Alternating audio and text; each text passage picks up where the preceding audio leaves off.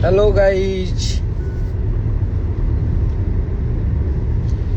सभी को प्रणाम नमस्कार। कैसे हैं आप लोग? हमारे बहुत सारे भाई लाइव में जुड़ जाइए। और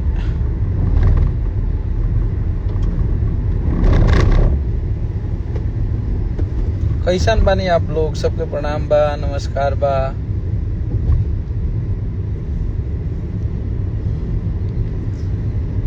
और आप लोग से ऐसे ही बतियावे खातिर बहुत सारा गाना के आप लोग प्यार देता नहीं जा, बहुत सारा गाना के आप लोग सपोर्ट कर रहल बानी जा। हर गाना हमनी के एक नंबर पे ट्रेंड करता, आप सबके हिट मशीन ट्रेंड कर रहल बाने। बहुत सारा हमार गाना लिखल के आप लोग बहुत सारा प्यार दे रहल बन जा, आशीर्वाद देता नहीं जा। तो यही तरी प्यार आशीर्वाद बनौले रही जा आप लोग। और हमारे भाई सब, वाह, लव यू सभी को। भैया आप ही का गाना बज रहा है, थैंक यू सो मच। आप लोगों ने हमारे गाने को अभी भी 2 नंबर पे ट्रेंड करा रहे हैं। आप लोग 7 दिन 8 दिन से 1 नंबर पे ट्रेंड करत रहा। हेलो गाइस, जब ना बनाई हम दिलावा वो गाना के आप लोग अहिरे के चलल बहिरे के चली, ये गाना के भी बहुत प्यार देता नहीं जा। जान तहरा का जरा पर मर जाई का, कलकत्ता के लड़की काला जादू जाने लिसा। बहुत सारा जिया दीदिया ना दी तो दे दे अब हम, ये गाना के भी बहुत सारा प्यार देता नहीं जा। तो आप लोग के बस प्यार आशीर्वाद। ये देखिए हमारे सतीश भैया हैं, तो बस आप लोग का प्यार आशीर्वाद बना रहे और आप लोग ऐसे ही प्यार आशीर्वाद बनाए रखिए हम सब पे। आप लोग के लिए बहुत बढ़िया बढ़िया गाना हमनी के लेके आवत है नहीं जा। और एगो विशेष बात खतिलाई बहनी है कि हमनी के खेसारी भैया के जितना भी फैन पेज चलावे वाला हमार भाई बा लोग, जिन लोगों को बहुत बेइंतहा प्यार करते हैं, हम सब सभी हम लोग प्यार करते हैं।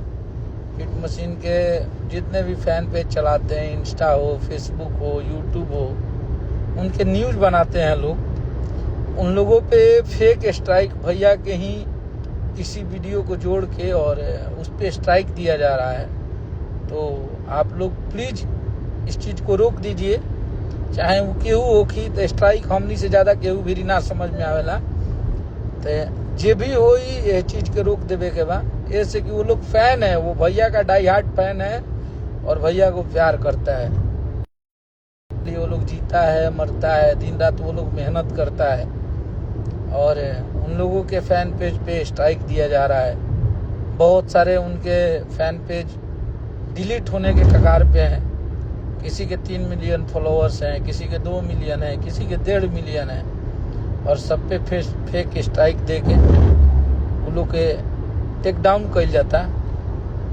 तो प्लीज भाई जे भी करता है ये चीज के रोक देवे के बाद और कोशिश करी जा कि वो खेसारी लाल यादव से कोई लालच से नहीं जुड़े हैं वो लोग। और भैया को वो लोग प्यार करते हैं। हमारे कोई भी गाने आते हैं तो दिन रात वो लोग मेहनत करते हैं। जितने भी हमारे हिट मशीन के चाहने वाले, उनको प्यार करने वाले फैन हैं, लाखों में हैं वो लोग। तो वो लोग बहुत परेशान हैं और उन लोगों पे आप लोग फेक स्ट्राइक देके उनके पेज को, उन लोग के इंस्टाग्राम आईडी के बंद करता लोग। तो चाहे केहू भी होई, कहीं से बक्सल ना जाई और एक काल हम इलाज करे वाला बनी। तो जो भी भैया के फैन हैं, जो भी भैया को प्यार करने वाले लोग हैं, चाहे वो जो भी स्ट्राइक दे रहा है वो हमारे हों या गैर हों, कोई भी हो, उन लोगों का कोई कसूर नहीं है। वो खेसारी लाल यादव जी को प्यार करता है लोग, उन लोग मानता है। और मुझे लगता है कि आज पूरे दिन मुझे 10 से 12 कॉल आ गए उनके फैन लोगों का, उनके भाइयों का, जो लोग उनको बहुत प्यार करता है।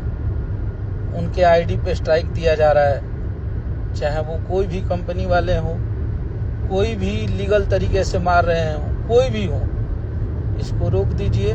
इसमें सबका भलाई है ना। तो जाइए हमनी के सन कब्जा सब बंद हो जाइए, चाहे वो कतनो बड़ा स्ट्राइकर होकर, चाहे केहू हो, दोनों इलाज जानी ले जाए।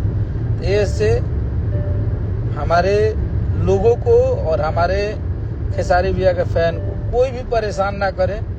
आज गाना बाजे लगल, आज गाना नंबर 1 ट्रेंड करता, आज सब जगह खेसारी लाल यादव लोग इतना दिक्कत हो गई।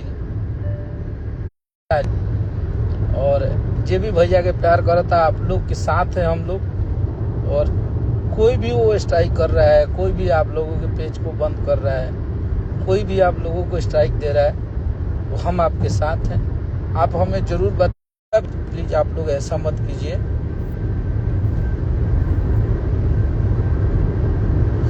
तो बस आप लोग ऐसे ही प्यार देते रहिए हम सभी पे। और हम लोग बहुत बढ़िया बढ़िया गाना लेके हम निकावत है। आज हर जगह खेसारी भैया के गाना बाजता, हमनी के ट्रेंडिंग स्टार के गाना बाजता। आप लोग ट्रेंड करा रहल बनी हर जगह, नंबर 1, नंबर 2, नंबर 3 हमनी के गाना चलता।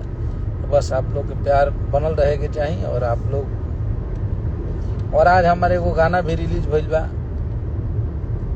एगो भोजपुरी के बहुत बड़का भूतपूर्व हीरोइन रही, हमेशा टारगेट करत रही, तो उनका जवाब दिया चुकल बा। आप लोग जाके सुनी जा। हमारा छोटा भाई आदर्श सिंह नाम है उसका, जो भैया का बहुत सारे गाने का कंपोज किया है, तो उसने गाया है, अन्नपूर्णा फिल्म पे रिलीज हुआ है। तो आप लोग प्लीज जाइए और उस गाने को सुनिए। और में बहुत कुछ लिखल गई बा, बहुत सारा चीज बनावल बा। तो आप लोग सुनी जा और प्यार करी जा। तो चलिए आप लोगों से फिर मिलते हैं। और जो भी हमारे भाई स्ट्राइक दे रहे हैं उनको मैं जानता हूँ, और किसके कहने पे ये सब किया जा रहा है। आप लोग मजबूर मत कीजिए कि कल लाइव आके मुझे ये बताना पड़े कि भाई आप हैं और आप हमारे लोगों को, हमें प्यार करने वाले लोगों को आप लोग परेशान कर रहे हैं। तो प्लीज, जो खेसारी भैया को प्यार करता है, जो उनको दिल से मानता है, उनकी हर वो चीज सोशल मीडिया के प्लेटफॉर्म पे डालता है, तो उसको आप लोग स्ट्राइक दे रहे हैं, उसके आईडी को सस्पेंड करवा रहे हैं। हमारे 3-4 ऐसे फैन हैं जिनकी आईडी सस्पेंड हो गई है, और वो लोग मिलियन में उनके फॉलोअर्स थे। प्लीज आप लोग रोक दीजिए, अच्छा रहेगा आप सभी के लिए। ये चीज के ध्यान रखे के बाद, वो लोग दिन रात मेहनत करते हैं, वो लोग हम लोगों से पैसा नहीं लेते हैं, ना हम लोगों से कभी बात करते हैं। वो लोग सिर्फ भैया के लिए जीते हैं और मरते हैं। प्लीज आप लोग इन सब चीज़ों को रोक दीजिए, ये बहुत गंदी हरकत है। और जिस वीडियो का राइट है वो सिर्फ खेसारी लाल यादव का राइट है, चाहे वो हमारे रील के वीडियो हो, चाहे वो हमारे ब्लॉग के वीडियो हो, या हमारे चलने की वीडियो हो, वो लोग उठा के डालते हैं और उस पर ये लोग अपना पर्सनल राइट दिखा के उस पर स्ट्राइक कर रहे हैं। तो प्लीज़ आप लोग रुक जाइए, इसमें सबकी भलाई है। और वो लोग हमारे अपने हैं, हमारे भाई हैं। तो कोई भी खेसारी भैया के जो भी फैन हैं, जो भी प्यार करने वाले लोग हैं, उनके आईडी को बंद मत कीजिए। वो लोग हमारे अपने हैं, वो लोग हमें प्यार करते हैं, हम लोगों से इमोशनली वो लोग जुड़े हुए हैं। तो आप लोग रुक जाइए, इसी में सबका भलाई है। नहीं तो कल सबका पर्दाफाश होगा और लाइव आएंगे और बाई नेम बताएंगे कि ये कौन चीज़ कर रहा है। वो हमारे भी टीम के लोग होंगे, तो उनका भी नाम इसमें जाएगा, इस लाइव वीडियो में। जैसे आज लाइव आए हैं, कल भी बताएंगे किनके कहने पे, क्योंकि उनको बहुत जल्द हम सामने लाने वाले हैं। उनको उठा के लाएं, प्यार से लाएं, हंसा के लाएं, लेकिन आप लोगों को सामने लाएंगे जो स्ट्राइक कर रहे हैं। तो प्लीज़ आप लोग रुक जाइए। और ये बहुत गंदी राजनीति है, ऐसा मत कीजिए आप लोग। वो लोग हमें बेइंतहा प्यार करते हैं, हम सबों को मोहब्बत करते हैं, खेसारी भैया को दिल से चाहते हैं। प्लीज़ चलिए आप लोग एंजॉय कीजिए।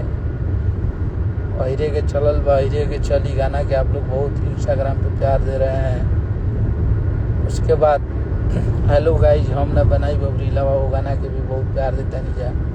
बिगड़ जाए का कलकटवा के लड़की हंसे लुकाए जब हंसे के नहीं, सारा गाना के आप लोग बहुत प्यार देता नहीं जा।